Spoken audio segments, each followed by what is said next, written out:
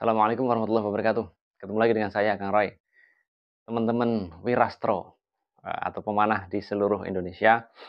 Kali ini saya akan menjabarkan apa sih yang kita dapatkan ketika kita belajar di Akademi Furusiyah Surya Yang Laga. Jadi ada 3 tahapan besar dalam belajar Furusiyah. Yang pertama adalah Hadafiyah, yang kedua adalah Askariyah, dan yang ketiga adalah Furusiyah. Di Hadafiyah sendiri ada 10 level atau 10 tahapan. Yang namanya belajar kan mesti ada tahapannya ya, ada kurikulumnya seperti ini ya. Ini yang sudah kita susun berdasarkan kitab Surya Yang Laga. Saya akan berikan sedikit gambaran apa sih yang kita pelajari di Akademi Furusiyah Surya Yang Laga. Contoh misalnya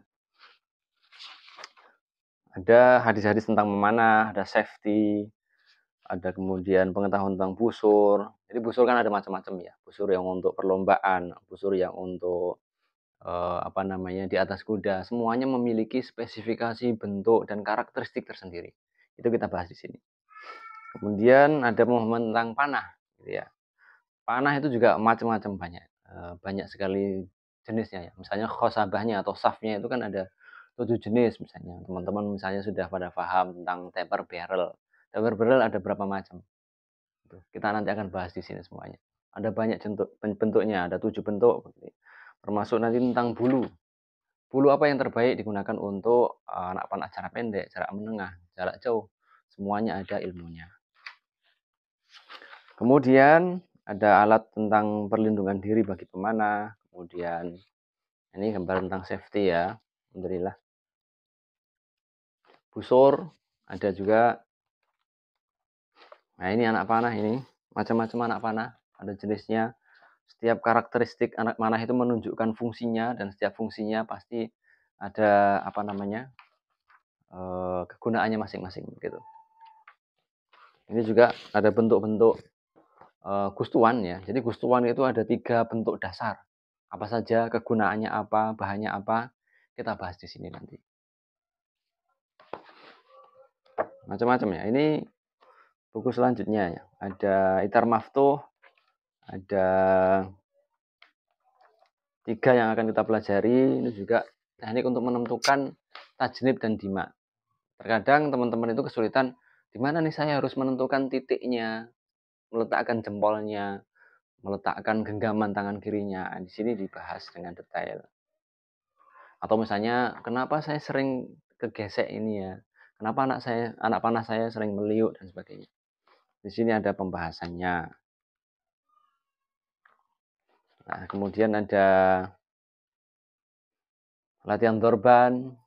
Kita bahas dari busurnya, jenis anak panahnya, bagaimana spesifikasinya, cara pembuatannya, mulai dari bahan sampai cara penggunaan. Seperti itu. Ini.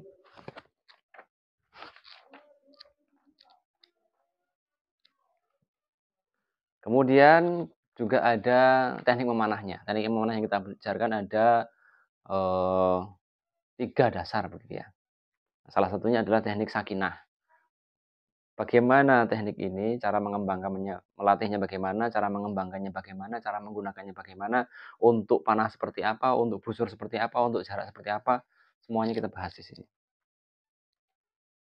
Nah, ada juga tentang elevasi. Bagaimana cara, jadi ada 9 level elevasi, teman-teman semuanya ya. Dari 0 derajat sampai 90 derajat. Nah, bagaimana cara mengetahuinya, jarak sekian elevasinya berapa, nanti kita bahas di sini. Gitu ya. Terus kemudian selanjutnya ada juga pembuatan anak panah untuk jarak di bawah menzil atau di bawah panglayang. Nah, jadi kan jarak itu juga ada pembagiannya, ada 7 pembagian jarak. Apa saja? Ini nanti akan kita bahas di sini ya. Ada 7 pembagian jarak, dan setiap jarak ini apa yang harus digunakan, alat apa yang harus digunakan, jenis anak panah seperti apa yang harus digunakan, itu juga ada pembagiannya masing-masing. Nah, itu contoh ini pembagian tentang panglayang ya, lapangannya begitu. Sama tekniknya juga kita bagi semuanya. Nah, jadi teman-teman yang masih bingung bagaimana saya harus mempelajari panahan ini begitu ya. awalnya seperti apa, terus kemudian materinya apa saja yang harus dipelajari, tekniknya apa saja yang harus dipelajari, kemudian anak panahnya atau busurnya, jawabannya ada di Akademi Furusiyah Sering Laga. Terima kasih, semoga bermanfaat. Assalamualaikum warahmatullahi wabarakatuh.